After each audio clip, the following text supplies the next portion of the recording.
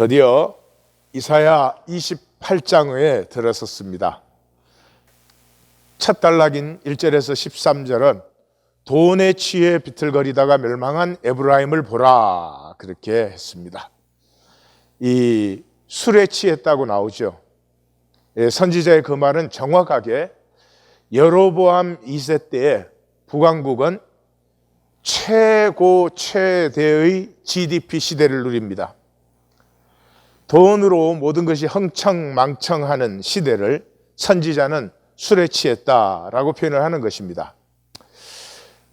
이때 이 말씀이 전거되는 유다는 BC 7세기 후반의 유다입니다. 므낫세가 642년에 죽고 나서 아몬이 왕이 되지만 2년 만에 구테타에 죽게 되고, 그 구테타 세력은 또 백성들에게 죽게 되고 8살도 안 된 요시야가 왕에 오르게 됩니다. 그 후에 여호야긴, 시드기야 시대를 지나가는데, 요시야가 죽은 후 한 20년 후에 유다는 멸망합니다. 그러니까 요시야 이후에는 멸망의 갈팡질팡이지, 거기는 사실 뭐 왕이 올랐다 이렇게 할 수는 없는 그런 시대입니다. 그런데 이 요시야 시대가 유다의 마지막 부흥기였습니다. 그래서 여로보암 시대 이후의 혼란과 아주 닮아 있습니다. 그래서 선지자는 이 에브라임의 멸망기의 비틀거림을 지금 선포하고 있는 것이에요. 여로보암 2세 때는 BC 790에서 750이니까 8세기의 후반기인데, 이때 어마어마한 경제적 부흥을 일으켰습니다. 그 여로보암이 죽자마자 스가랴가 왕이 됐지만 6달 만에 암살되고, 다시 살룸이 왕이 되지만 1달 만에 암살되고, 그 다음에 므나헴이 왕이 되어서 그 아들 부가히야까지 둘이 합쳐서 12년, 결국은 부가히야도 반역으로 암살로 죽고 베가가 왕이 되지만 베가 역시 반역으로 죽고 호세아가 마지막 왕의 10년이 오는 것입니다. 그러니까 여로보암이 죽고 나서 약 30년 정도의 갈팡질팡의 시대, 그래서 북왕국의 멸망기와 남왕국의 멸망기는 거의 쌍둥이꼴로 닮아 있습니다. 이번 본문은 바로 그 부분을 말씀하고 계세요. 북왕국의 멸망을 되돌아보며 유다를 경계하는 말씀이죠. 요시야 시대 때 북왕국의 영토의 상당 부분을 회복했고 그 유민을 품었고 종교를 개혁했습니다. 아시다시피 할아버지 므낫세 때는 그 폐허된 자리에 백성들에게 그냥 가나안 신앙을 그대로 허락했었죠. 그런데 이 요시야는 그것으로는 되지 않는다는 걸 알았습니다. 그래서 어렵지만은 백성들에게 야훼 하나님이 어떤 하나님이시며 그 야훼 하나님으로 말미암아 백성의 의식을 고치했습니다. 그래서 므낫세와는 전혀 다른 길로 이 남북왕국 전체를 사실은 함께 품고 하나의 나라로 다시 회복하고, 이때 모세 오경이 확립되었습니다. 그러니까 사실 요시야의 계획이 없었으면 모세 오경이라는 것 없었을 거예요. 그리고 이때가 경제 부흥이 이루어지는데, 경제 부흥이 므낫세 때처럼 또는 여로보암 2세 때처럼 그냥 나라의 GDP만 올라가는 게 아니라 복지에 가난한 자들을 품어 안는 그런 유다의 마지막 불빛이었습니다. 그런 요시야가 죽고 나서는 북왕국처럼 멸망의 갈팡질팡 속으로 들어가는 것입니다. 마치 술이 취해서 비틀거리는 것처럼. 그래서 28장에서 33장까지는 5번의 화 있을진저가 나옵니다. 그래서 5단락이에요. 아모스 8장 11절에 보면 주 여호와의 말씀이니라, 이게 같은 시대죠. 보라, 날이 이를지라 내가 기근을 땅에 보내리니 양식이 없어 주림이 아니며 물이 없어 가람이 아니요 여호와의 말씀을 듣지 못한 기갈이다. 이거 비유가 아닙니다. 리얼을. 뭐 수입은 올라갔고 사치품은 많고 삶은 호화로워졌지만은 사실은 술이 취한 것 같이 비틀거리는 그런 삶이었습니다. 그래서 총 13절까지의 그 단락을 나누어 보면 8절까지가 전반부고 9절부터 후반부인데, 전반부에는 술에 취한, 다시 말해서 돈에 취한 에브라임이 나오고, 그 가운데 하나님의 그 남은 자의 약속이 세워지고 이 하나님을 왜곡시키는 종교가 나와요. 그리고 후반부에 들어가면은 가장 높은 의식, 제가 그렇게 했는데 뒤에서 보겠어요. 중간에는 방언이 된 하나님의 말씀, 그리고 12절, 13절은 말씀이 없는 백성의 멸망과 저주를 보여주고 있습니다. 자, 먼저 1절에서 4절까지 먼저 들어가면, 현상도 경륜도 못 보는 에브라임의 술 취함, 사상 최고의 GDP 시대에 그 쾌락에 미쳐 있는 그런 사람들에게 지금 말씀하고 계시는 것이죠. 저는 여기를 읽으면서 지금의 한국과 거의 똑같다라고 생각을 했습니다. 지금 한국은 이 한민족 역사 이래 최대의 GDP를 누리고 있고 엄청난 그 리소스를 가지고 있습니다. 지금 만약에 바른 지도자가 나온다면 모든 국민에게 직업을 줄 수 있고 모든 국민에게 주택을 줄 수 있습니다. 그리고 남북 협력과 교류가 이 남한의 경제를 바탕으로 해서 아주 지혜롭게 이루어질 수 있고, 그 다음에 교육을 완전히 기획할 수 있습니다. 엘리트 교육이 아니라 인류 찾아다니는 그런 교육이 아니라 각자 자기 자신이 좋아하고 자기 자신이 한번 해보고 싶은 것을 할 수 있는 그런 교육으로 전환할 수 있는 여력을 가진 시대입니다. 근데 지금 남한이 뭐 하고 있죠? 사치, 쾌락, 세계에서 가장 비싼 와인을 가장 많이 사들이는 나라, 세계 소위 명품이라고 불리는 그 고가품들을 그 조그만 나라에서 가장 많이 수입해 드립니다. 욕망들이 천박해가지고 아파트 몇 평이냐가 자기의 아이덴티티가 된 나라. 옷을 뭘 걸쳤고 핸드백을 뭘 들었느냐가 사람의 클래스를 구분하는 이런 천박한 욕망. 이건 술 취한 비틀거림이에요. 근데 그걸 스스로 모르고 있어요. 정말 그렇게 모든 사람에게 직업을 주고 주택을 줄 수 있을까? 죽어도 남지요. 국가 재정이라는 것은요, 정말 어마어마한 거예요. 미국이 지금 우크라이나 전쟁 지원하잖아요. 얼마 지원하고 있죠? 천문학적이에요. 그래도 미국 재정에 그게 별로 부담이 안 돼요. 그게 국가 재정이에요. 심지어 가난한 나라까지도.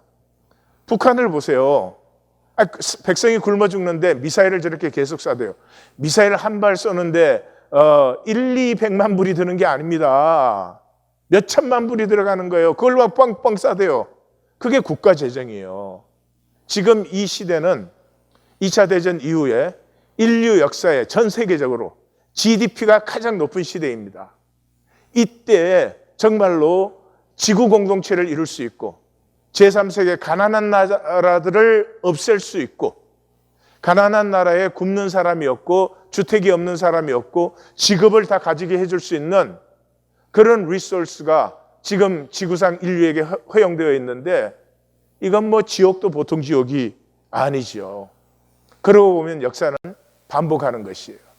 그 모습이 북왕국 멸망 때, 남한국 멸망 때 역사의 모든 멸망에서 계속 반복되고 있습니다. 그러면 남한도 마찬가지예요.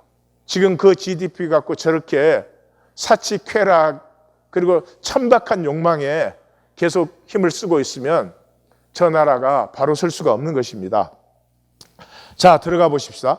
에브라임의 술 취한 자들의 교만한 면류관은 화 있을진저, 술에 빠진 자의 성 곧 영화로운 강같이 기름진 꼴짝이 꼭대기에 세운 성이여 쇠잔에 가는 꽃과 같으니. 면류관 같아 보이는, 옛날 성은 이렇게 꼭 왕관처럼 그렇게 생겼잖아요. 성 자체가 면류관, 왕관 같아 보이는 기름진 꼴짝이의 그 꼭대기에 성을 세우죠. 그것이 쇠잔에 가는 꽃인 줄 모른다. 그렇게 왕관같이 번쩍거리고 있으니까 이게 뭐 영원히 갈 줄 아는 거죠. 그런데 쇠잔하는 이유가 뭐예요? 술에 취했어요. 술에 취했다는 게 물론 술을 많이 마시기도 했겠죠. 그렇지만 돈에 취한 것이죠. 돈으로 할 수 있는 게 뭐예요? 사치와 쾌락 아니에요? 예. 예, 그거를 막 즐기면서 굉장히 자기들이 위대해진 줄 알아요. 지금 남한이 무슨 저 문화 콘텐츠라 그래가지고 연속극 뭐 유행가 팔아먹으니까 뭐 지금 대한민국 굉장히 잘난 줄 알아요.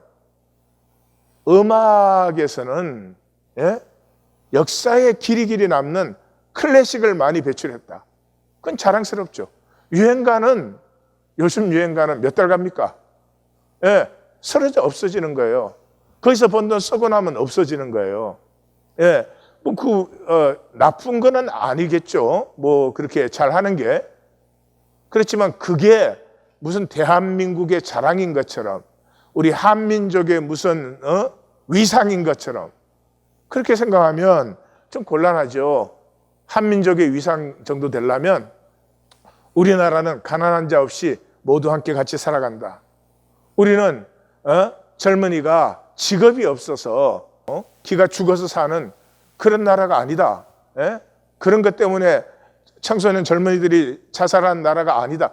이런 거는 위상이 될 수 있지만 유행가 많이 팔아먹었다. 그게 위상은 아니죠. 예. 돈은 많이 벌었을지 모르겠어요. 하여튼 이것이 740년에서 721년 멸망기에 북왕국의 모습인데 1세기 후에 그 유다가 그 비틀거리는 모습을 지금 답습하고 있는 거죠. 2절 보라 주께 있는 강하고 힘 있는 자가 쏟아지는 우박같이 파괴하는 강풍같이 큰 물이 넘친같이 손으로 그 면류관을 땅에 던지리니 하나님이 아수를 도구로 써가지고 이 살만 에셀이 724년에 사마리아 점령했고 그 뒤를 사르곤 2세가 721년에 완전히 북왕국 멸망시켰죠. 이게 지금 눈앞에 다가와 있는데 자기들은 돈 흥청망청 고가품 많이 사들이는 것을 지금 굉장히 무슨 뭐 자랑과 면류관으로 생각하고 있는 이런 어리석은 일이죠. 역사의 현상도 제대로 파악하지 못하면서 경륜도 무시하는 그 에브라임. 하나님의 말씀을 이해는 하지만은 실제로 느끼지 못하니까 삶에서는 이건 전혀 낯선 것이 되어 있어요. 하나님의 말씀은 뭐 이렇다 저렇다 뭐 말로는 뜯을 수 있지만 삶에는 아무 상관이 없는 그런 것이 되어 있는 것이죠. 3절 에브라임의 술 취한 자들의 그 번역은 에브라임 그 술 취한 자들의 이렇게 하는 것이 낫습니다. 교만한 면류관이 발에 밟힐 것이라. 4절 그 기름진 골짜기 꼭대기에 있는 그의 영화가 세잔에 가는 꽃이 그랬는데 세잔에 가는 꽃 같으며 여름 전에 처음 익은 무화과 같으니 보는 자가 그것을 보고 얼른 따서 먹으리라. 역사도 경륜도 보지 못해서 현상의 그 일시적 반짝거림. BTS 몇 년 갈까요? 그 다음에 뭐 아이들 나오는데 그게 몇 년 갈까요? 한국 연속극이 몇 년 갈까요? 반세기 가겠어요? 어림도 없습니다. 10년 가면 많이 가는 것인데 그 일시적인 반짝거림에 이 소멸하는 비참한 멸망. 그래서 5절에 하나님께서는 그날에 만군의 여호와께서 자기 백성의 남은 자에게 영화로운 면류관이 되시며 아름다운 화관이 되신다. 면류관은 여호와만 면류관이다 이 말이죠. 그 뭐 번쩍거리는 성이 면류관 될 수 없다 그런 거죠. 패망하는 그 역사 속에서도 남은 자들을 세우시는 여호와의 경륜, 여호와를 면류관으로 삼은 자들. 그러니까 하나님의 섭리는 반드시 이루어져요. 그 둘 중에 하나죠. 그게 참여하는 남은 자들이 있겠고 이 껍질에 반짝거림에 이 비틀거리는 그런 사람들이 있겠죠. 나는 어느 쪽인가 점검해 봐야 되겠죠. 이것은 이미 10장 20절 이스라엘의 멸망에서 다 얘기한 거죠. 그날에 이스라엘의 남은 자와 야곱의 족속에 피난한 자들이 다시는 자기를 친자를 의뢰하지 아니하고 이스라엘의 거룩한 이 여호와를 진실하게 의지하리니 남은 자, 곧 야곱의 남은 자가 능하신 하나님께로 돌아올 것이라. 이스라엘이여 내 백성이 바다의 모래 같을지라도 남은 자만 돌아오리니 넘치는 공의로 파멸이 작정되었다. 이건 그 10장 내용을 다시 한번 확인하는 것이죠. 자, 6절에서 8절은 여호와를 버리고 돈에 취해 구역질 나는 삶이 된 에브라임의 성문. 이 성문은 재판하고 나라의 중심이죠. 6절에 이제 여호와는 거기에 빠져 있는 거죠. 본문에 명시 안 했지만 지금 여호와는 그게 들어가 있는 거예요. 재판석의 안전, 그 말은 재판하는 자에게는 판결하는 영이 되시며 성문에서 싸움을 물리치는 변호하는 자에게는 힘이 되시리로다. 그리하여도 그런데 더 좋게는 그런데도 이들은 포도주로 말미암아 엿걸음치고 독주로 말미암아 비틀거리며 제사장과 선지자도 독주로 말미암아 엿걸음치며 포도주에 빠지며 독주로 말미암아 비틀거리며 환상을 잘못 풀고 재판을 할 때 실수하나니. 이 실수라고 한 단어가 푹 그런 단어예요. 왜 실수라고 했는지 모르겠어요. 이게 굉장히 잘못하는 거예요. 제대로 하지를 못하는 것이에요. 그 결과로 모든 상에는 토한 것과 더러운 것이 가득하고 깨끗한 것이 없다. 여러분, 음식은 상할 수도 있고 뭐 찌꺼기도 있고 그래요. 그러나 상에는 어떤 음식이 있어요? 상에는 항상 먹을 수 있는 깨끗한 음식이 있는 것이죠. 근데 그 상이 토한 것과 더러운 것으로 가득해요. 그러니까 구역질이 나는 거죠. 구역질이 나는 거죠. 예. 지금 전 세계의 삶이 사실은 구역질이 나는 삶입니다. 2차 대전 이후에 인류 역사에 전 세계적으로 GDP가 다 올라갔습니다.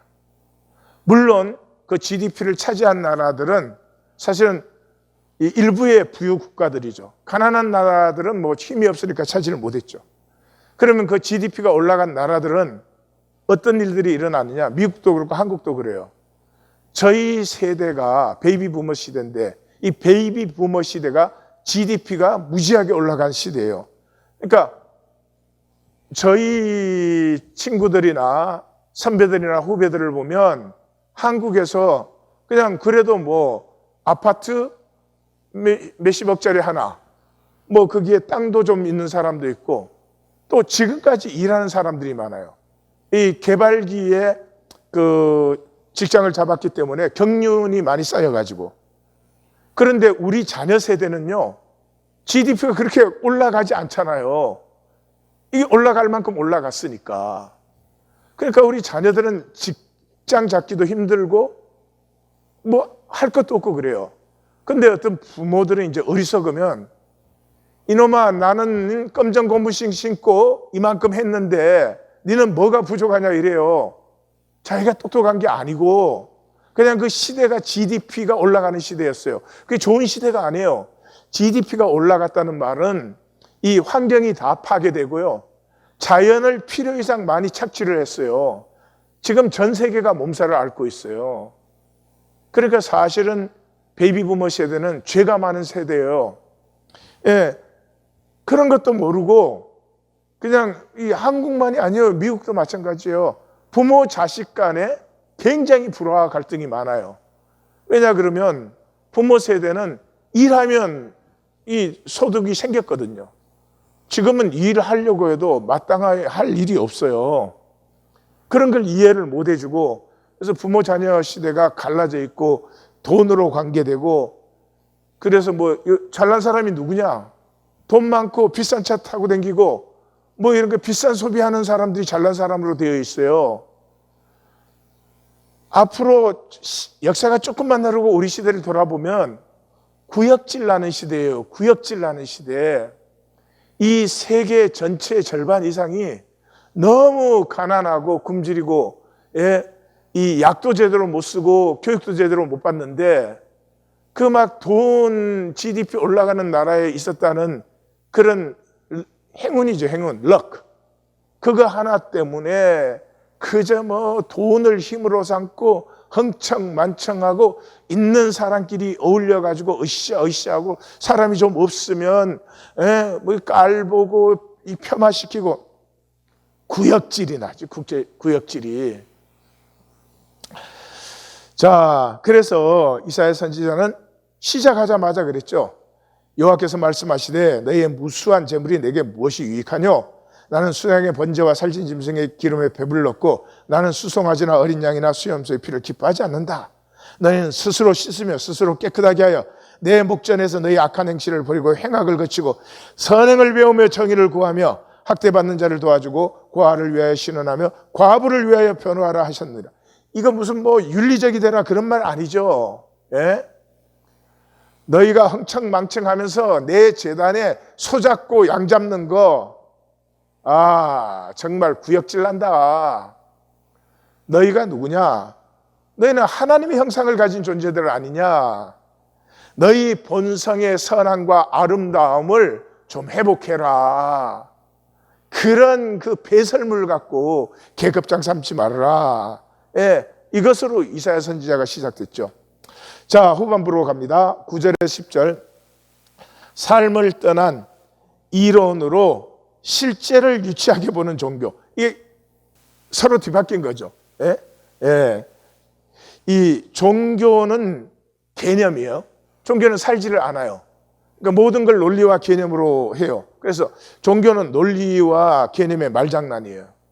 그래서 대표적인 것이 제가 뭐 직접 이런 말할 수 없는데 SS 목사님이 계셨어요.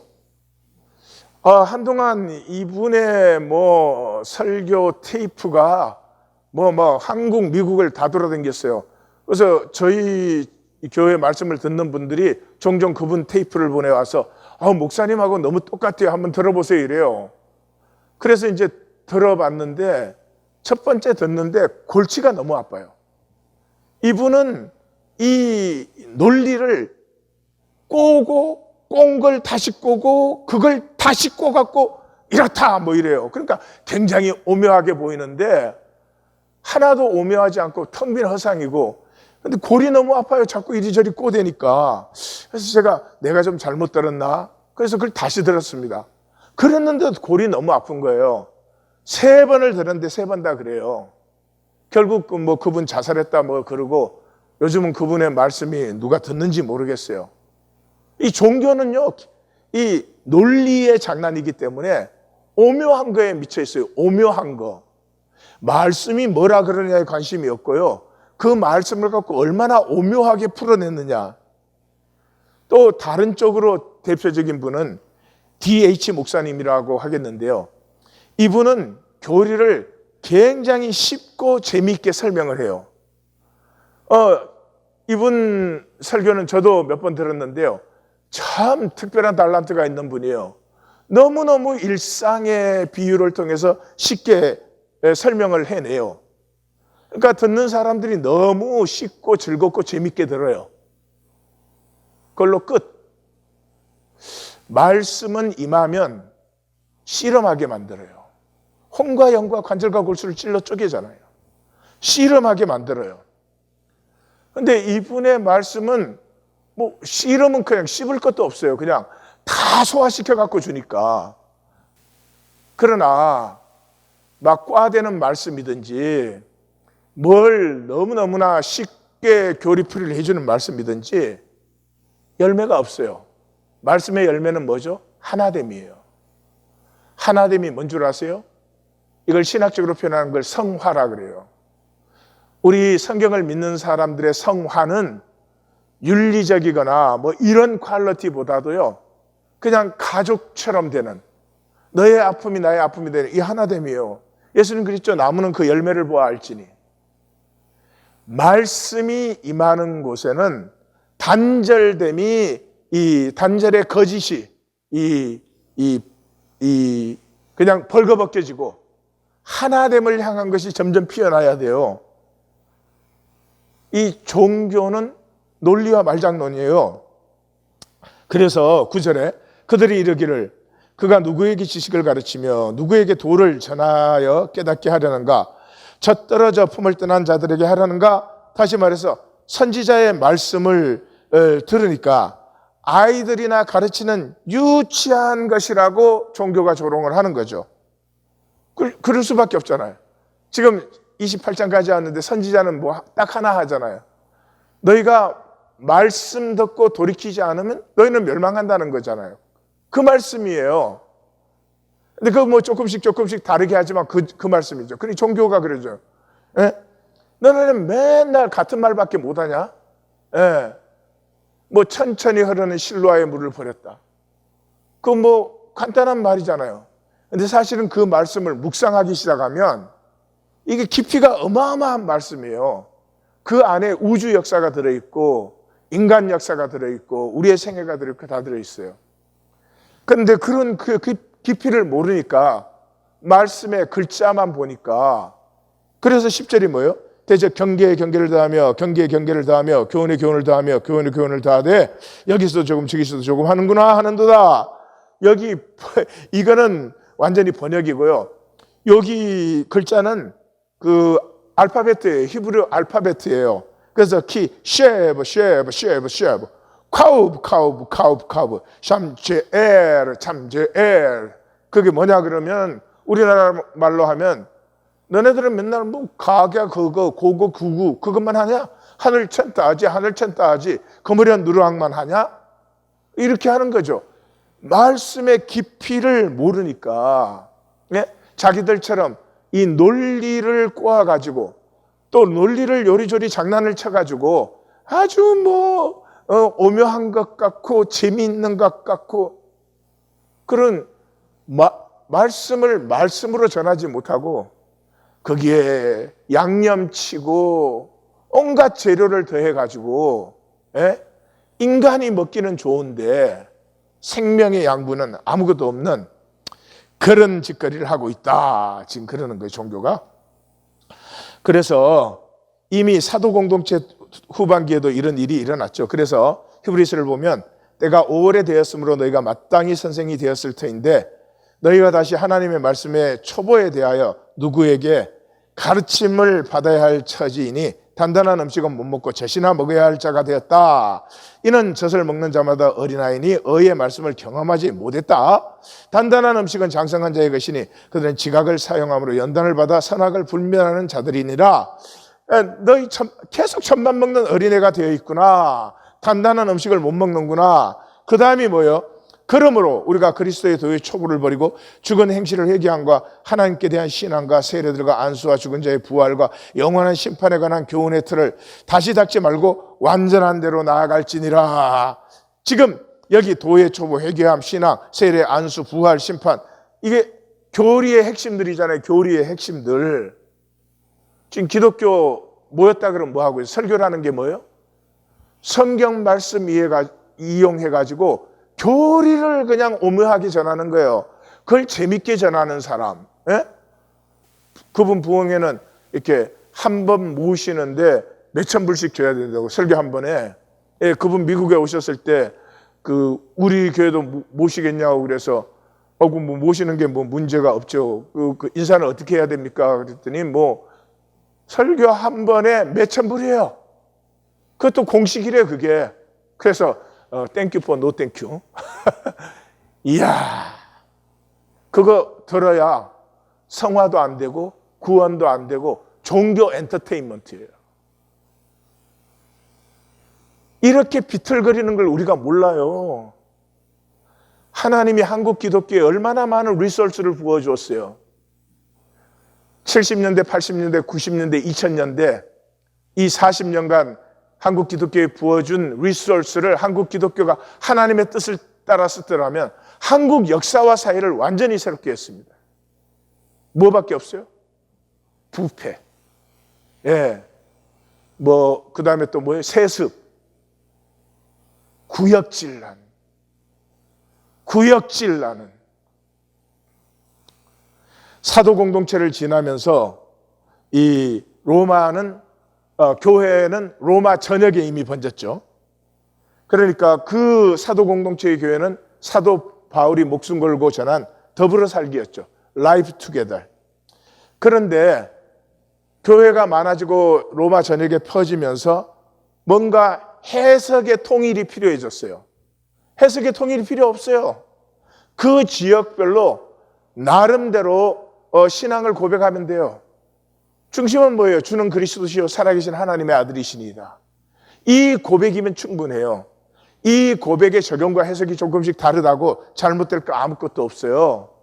그런데 로마 전역의 교회 해석을 통일시키려고 하기 시작했어요.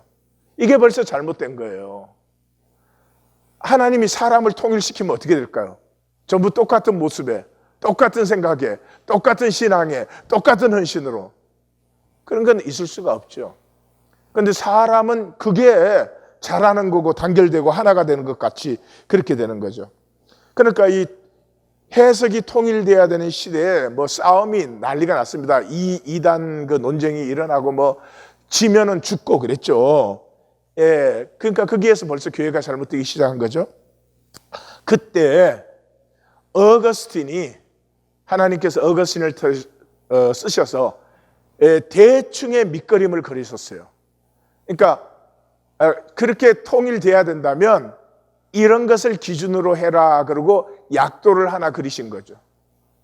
그런데 어거스틴 이후에 1600년 동안 그 약도를 참조로 실제로 살아가는 것이 아니라 그 약도를 주장하는 자는 항상 헤게모니를 져가지고 이게 파워 게임의 이 도구로 전락돼 가지고 그냥, 그러니까 기독교는 1600년 동안 업데이트한 GPS예요. 그러니까 지금 살 수가 없어요. 어느 교회 설교를 들어보세요. 살 수 있는 설교가 있는가? 여러분 기도를 많이 해야 됩니다. 그래요. 아니, 기도 안 하고 싶은 사람이 있어요? 믿는 사람이라면 다 기도 많이 하고 싶지만 안 되잖아요. 왜 기도가 안 되는지, 무엇이 기도인지, 그러면 어떻게 하면 기도가 피어나는지, 그런 인도는 없고 항상 그 겉원칙, 여러분 하나님께 헌신해야 됩니다. 하나님을 사랑해야 됩니다. 근데 그렇게 하시는 분부터 저희 그걸 할 수 있는지 해봐야 되잖아요. 안 해봤으니까 그런 말 했지. 해봤으면 여러분 사랑하고 싶지만은 우리는 안 됩니다. 그러면 어떻게 된 겁니까? 그 속에, 그 깊이에 들어있는 것을 그때부터 파기 시작하죠. 자, 그래서 11절에 13절은 말씀이 외계어가 되어버린 종교의 비극이에요. 11절, 그러므로 덧없는 있을까? 라에이크, 이 말더듬이에요. 말더듬이. 이 덧없는 이슬과 다른 방언으로 그가 이 백성에게 말씀하시니라. 이 번역이 조금 오해되게 됐어요. 이제 하나님의 말씀이 덧없는 말과 외계어가 되어버렸다. 그러므로 종교에는 외계어가 되어버렸다. 그래서 12절, 전에 그들에게 이르시기를 이것이 너희의 안식이요 이것이 너희의 상쾌함이니 너희는 곤비한 자에게 안식을 주라 하셨으니, 그러니까 하나님의 말씀, 불안한 세상 가운데서 안식과 이 상쾌함, 평강을 주는데, 그러므로 그것으로 곤비한 자를 세울 수 있는 것인데 그들이 듣지 아니하였으므로 13절, 여호와께서 그들에게 말씀하시되 경계에 경계를 다하며 경계에 경계를 다하며 교훈에 교훈을 다하며 교훈에 교훈을 다하고 여기서도 조금 저기서도 조금 하사 하나님의 말씀을 듣지 쉐마하지 아니하니까 이제는 그 종교인들에게 말씀이 종교인들이 선지자들을 놀리던 것처럼 가가 거거 고고 구구 그가 되어버렸어요. 네. 지금 기독교 안에 있는 사람들을 보고 성경을 읽으라 그러면요, 성경이 외계어가 됐어요. 무슨 말인지 알지를 못해요. 한번 평생 교회 다닌 사람에게 이사야 선지 써주고 언어장이든지 열어 가지고 이 장이 지금 무슨 말씀하는지 좀 저에게 알려주십시오. 무슨 말인지 몰라요. 예. 오히려 종교에게는 하나님 말씀이 외계어가 되어버리면 그런 비극이 일어났다. 그래서 그들이 가다가 뒤로 넘어져 부러지며 걸리며 붙잡히게 하시리라. 예. 여기에 넘어져 부러져 걸리고 붙잡히고는 8장에 너희가 천천히 흐르는 실로아의 물을 버렸다. 그러므로 하고 선포가 나와요. 그 선포의 결론을 보시면 13절부터 만군의 여호와 그를 너희가 거룩하다 하고 그를 너희가 두려워하며 무서워할 자로 삼으라. 그를 경외해라. 그가 성소가 되시리라. 그러나 이스라엘의 두 집에는 걸림돌과 걸려 넘어지는 반석이 되실 것이며 예루살렘 주민에게는 함정과 올무가 되시리니, 여호와를 경외해야 되는데 여호와를 경외하지 않고 종교, 우리가 여기까지 오면서 계속 바뀌었죠. 종교로 변질시켰기 때문에 이스라엘과 유다 두 집에는 오히려 함정과 올무가 된다. 그래서 많은 사람이 그로 말미암아 걸려 넘어질 것이며 부러질 것이며 덫에 걸려 잡힐 것이니라. 여기 네 단어가 다시 여기 반복된 거예요. 예, 그래서 말씀을 받지 않는 종교에 카셸, 샤벨, 야코우시, 라켓 이렇게 네 단어입니다. 그게 지금 여기 와서 다시 반복된 거예요. 그리고 30장에 가면은 대저, 이 30장은 우리 지금 이제 28장에서 33장까지의 단락의 중심 부분이죠. 대저인은 피해간 백성이요 거짓말하는 자들이요 여호와의 법을 듣기 싫어하는 자들이라. 그들이 선견자들에게 이르기를 선견하지 말라. 선견자들에게 이르기를 우리에게 바른 것을 보이지 말라. 우리에게 부드러운 말을 하라. 거짓된 것을 보이라. 그래서 15절에 주 여호와 이스라엘의 거룩하시니가 이같이 말씀하시되 너희가 돌이켜 조용히 있어야 구원을 얻을 것이니 잠잠하고 신뢰하여 힘을 얻을 것이거늘 너희가 원치 아니하는도다. 종교는 하나님의 말씀을 원치 않습니다. 하나님의 말씀을 들어도 자기식으로 싹 해석해가지고 자기 에고로 처리해버리지 그 말씀에 복종하고 순종, 쉐마, 따르고 사는 일이 일어나지를 않아요. 그래서 심판은 말씀의 계시, 깊은 경륜은 만나지 못하고 천박한 초등학문적 지식만을 반복하는 무기력, 무생명적 삶이에요. 왜요? 이스라엘 사람들은 이 선민 사상에 빠졌어. 자기들은 이미 구원받았어요. 자기들은 이미 하나님이 택한 백성이에요. 택했기 때문에 살아야 되는데 살지는 않고 선민 사상만 지금도 내세우고 있죠. 예, 유다교처럼 그 가르침이 심오한 데가 드뭅니다. 심오하면 뭐예요? 전부 논리와 말이에요. 삶에 나타나지 않아요.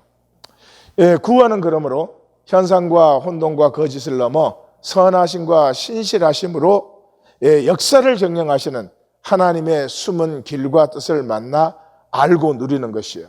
그러니까 구원은 굉장히 높은 수준입니다. 하나님의 경륜을 알고 사니까요. 그런데 이게 높은 수준 그러면 잘못 생각하시면 우리의 힘과 능으로 이루는 높은 수준. 아니에요. 높은 수준이라는 게 뭐 철학적으로, 사상적으로, 윤리적으로 높은 그런 것이 아니고요. 높다 그럴 때는 우리 안에 있는 본성, 우리 안에 있는 하나님의 생명의 본성이 피어나는 높은 수준이에요. 이건 이제 내일 우리가 좀 더 자세히 보겠습니다. 나눔 가이드. 나는 살아갈수록 이웃과 세계와 나 자신과 화해되고 하나 되고 있는가. 수준이 높다는 말은 수준이 높은 만큼 하나가 돼요. 수준이 낮은 사람은 하나 되는 사람이 아무도 없어요. 세상을 보면 다 마음에 안 들어. 다 뭐 잘못된 것밖에 안 보여요. 예. 그러나 하나님은 온 세상을 그 죄악 속에서도 하나로 품고 계시죠. 하나님,